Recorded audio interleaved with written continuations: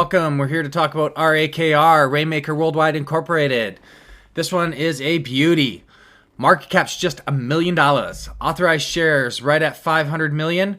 Outstanding shares just 487, so just 13 million available. Very little chance of dilution, which we love because then we're not going to get dumped on during the run. The float is 74 million. Nice and tight. We can make this baby move when it's time. So let's take a look at the news. There's quite a bit of news going on this year. So there's a lot going on with Miranda. We're going to talk in depth about Miranda. That's what's hot right now. But there's other things going on as well. So Rainmaker strengthens global operations with key resources. So essentially what was going on with this is there was three parties, Michael Skinner, John Gillis, and Ryan Moore. Essentially what they're doing is they split off part of the company to Rainmaker Canada and Caribbean Incorporated, RCCI. 60% of that company is going to be owned and run by Michael Skinner, John Gillis, and Ryan Moore. 40% is going to be retained by RAKR, and all the profits are going to go to them still. Now, the beauty of this is Michael Skinner and John Gillis are going to fund RCCI entirely, and they were original angel investors in RAKR, and Michael Skinner was also the original CEO of RAKR.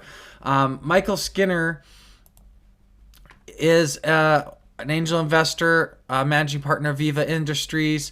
He actually founded a learning software development company that expanded global wild, and he expanded worldwide, and he sold to OpenText in 2011.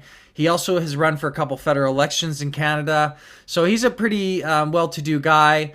So we've got that in good hands. Now he's going to be running our Canadian Caribbean side of the company and building that out for us. The other things that are going on in the company is in this summer, they sold 150,000 preferred shares to an investor in order to obtain some funds without additional dilution in order to keep their filings current, it looks like. So those are a couple of key pieces of news that were going on until I saw an 8K that came out this October 2nd. So pay attention to that date as well, October 2nd, because we're going to talk about October again later in this. So basically what happened October 2nd was they made an agreement to acquire Miranda for the aggregate of $5 million through three closings. Essentially, the initial payment of $1 million in cash and $2 million through the issuance of 40,000 RAKR shares, and they're going to value those shares at 5 cents per share. And I find this interesting because we just looked at the current trade closing price today of RAKR was 0.0027.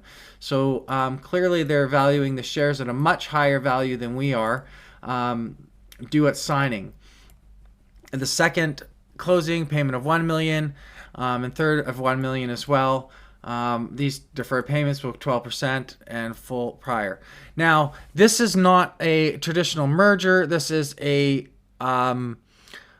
binding share purchase agreement. This is a final agreement, and this is respective, and it's agreed upon at closing. So this basically means that the second a payment is made, this agreement is finalized. So now what I want to do is I want to look for proof of payment. So I went back and I looked in October. I didn't see any type of payments made by this company in October. Now I look at the beginning of November. It looks like a 40 million shares was added to the restricted share count. So that to me looks like a proof of payment from RAKR to Miranda. Also, it looks like right from September to October, they took out like a bunch more restricted shares, and looks like they were doing some restricted shares over the beginning of the year as well, which was right after they announced that they were going to be making the deal with Miranda. So likely most of this dilution that this year was probably to pay for this Miranda deal, is my guess. But again, this is all highly speculative. I don't have the information on this, and we won't know until later on in the filings what exactly happened to all these shares, or if it was used to pay for this agreement. But this is what it sure looks like. I mean, it would be highly coincidental if it was used for something else. But that's what it sure looks like. So going back to this, I always like to take a quick look at the filings to see if there's anything going on that I have to worry about, because we did see there was 100 million restricted shares on that. So taking a look through, in 2010, we have 100 million restricted shares. Most of those shares seem to be issued restricted in the 10-cent range, 10 cent, 10 cent, 10 cent, 10. Small amounts at 1 cent, 100,000 shares. Now in 2020, the stock was trading around 4 cents, 5 cent range. So shares at 1 cent for 100,000, those don't concern me. They were probably cashed out if they were free trading. 15 cents, 31 cents, 3 cents, 9,999. So these I'm not concerned about. Now, the one thing I do want to point out is something I found at the very bottom. So Sphere 3D Corp, Peter Tazipopoulos. Sphere 3D Corp. So company and a personal name attached to it. Now, why would that be? Well, because Peter Tazipopoulos is the president of Sphere 3D Corp. Now, Sphere 3D Corp is also a current Nasdaq ticker, trading under the ticker ANYNE. So I find this very interesting that a Nasdaq ticker in October would loan over $3 million under extremely favorable terms at 85% of a 5-day closing average, not less than 15 cents a share. So basically they're saying they'll take, about 11.5 cents a share. And the closing date, remember I told you to pay attention to October 2nd? This is October 1st, 2023. That either that's a crazy coincidence, or they knew something, or that closed the day after because of something. I don't know. I'm just going to leave that up there for you to think about why a NASDAQ company is invested in this and what's going on with that and why they're invested at 15 cents a share. So here's Peter's LinkedIn profile. So, he's been, president of that company for, 9 years. He's got an incredible background. He's Biosign Technologies. He's a early stage. He's an investor. He's a currently focused on bringing next generation technology. So he seems to know what he's doing.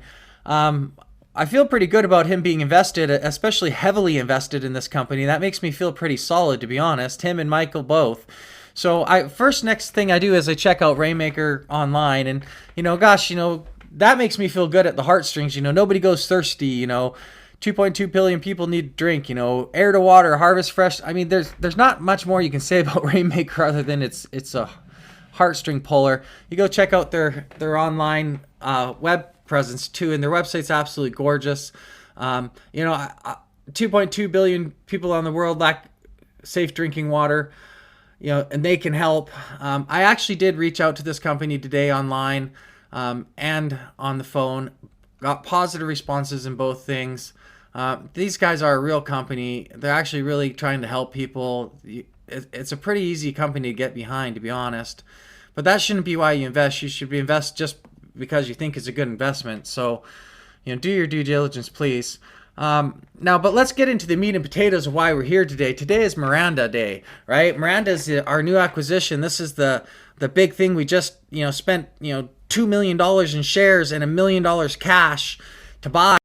And we have a couple more payments still due on this, right? Guys, this is what we're here to talk about. So Miranda is here to protect the Maldives environment, right? It's unique wastewater systems.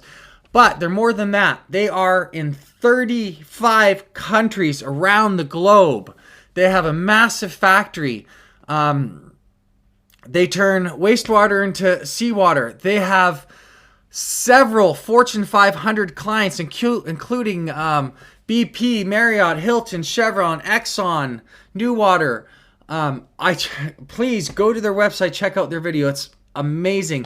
The size of the factory, the systems they're installing. They can come out and treat you for a 10-person installation or a 30,000 person town or city. They can change salt water into drinking water. You should look at the size of the factory they have. It's absolutely massive. So they have a huge product list. When I actually called their U.S. number today, I will say this, their U.S. headquarters, and I talked to a salesperson for a few minutes. I told him about, because I live on the west coast of Canada, so I asked him about, would their product be suitable for a small island on the BC coastline where I have no fresh water? Could I convert it, use my wastewater and the seawater and convert? And they said yes, and they sent me a brochure and sent me to a brochure. So this is the brochure I was focused to, and they said, here, read a bit about this. This is some of the things our system does, and then they gave me some initial pricing. I gotta say, this system is not cheap, but it does everything it says it can do, and that's pretty crazy. Now, I went onto their Facebook because I wanted to see some installations, and they're doing installations all over the world, like South Dakota, Central America, Maldives, and everything from like single cell systems to like massive huge systems. It's just crazy. So I was trying to look up revenues for them, going, man, these guys are doing huge systems everywhere, and I couldn't find hardly anything on them, to be honestly. The only thing I could get at this stupid little Zoom info thing, and it says 33 employees, 5 to 10 million in revenue. I mean, 10 million in revenue sounds pretty reasonable to me. It does look like they're doing quite a bit of stuff out there. So I think this is a good play. If they're doing 10 million in revenue, plus we've got the new Canadian Caribbean line with that Michael's running, that could bring in quite a bit of revenue as well. On a company with a 1 million market cap, that's right up against it. No more dilution coming. Tiny little float. Man, I don't know about you guys, but this sounds like a winner to me. Here's the thing, guys. You got to remember, this is the OTC. So I like this one. I think it's got a great shot. I like the ticker. I like the people involved. I like the companies involved. I like the vision. But remember, always trade the trade. Take your profits. Set a stop loss. Don't forget to get it when it's green. And, do your own due diligence. Have a great evening or day or wherever you're at. Thanks so much for joining us. Take care.